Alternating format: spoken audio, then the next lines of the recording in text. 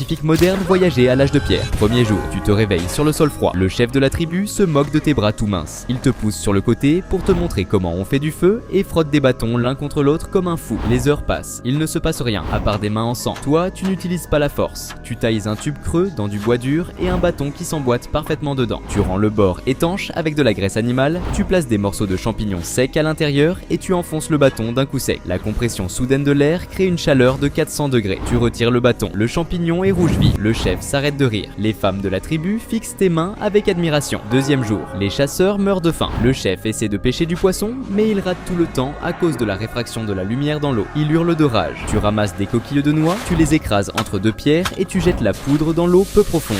Les saponines empêchent les poissons d'absorber l'oxygène et des dizaines de poissons remontent à la surface. Tu nourris toute la tribu sans aucun effort. Soudain, une des femmes court vers toi et te serre fort dans ses bras. Le chef te lance un regard noir. Troisième jour, un chasseur revient avec une énorme blessure. Le chaman essaie de la boucher avec de la boue. Tu fais fondre de la résine de pin collante avec du charbon de bois écrasé pour créer un mélange antibactérien. Tu refermes la plaie et tu la scelles parfaitement. Cette nuit-là, la femme du chef quitte son feu et vient s'asseoir tout près du tien. Le chef serre son gourdin de toutes ses forces. Première semaine, un homme préhistorique bizarre s'approche de ton feu. Il te demande: si l'intelligence est ta force, que serais-tu sans elle? Tu regardes de plus près, c'est Socrate. Tu lui tires une fléchette de sarbacane paralysante dans le cou et tu traînes son corps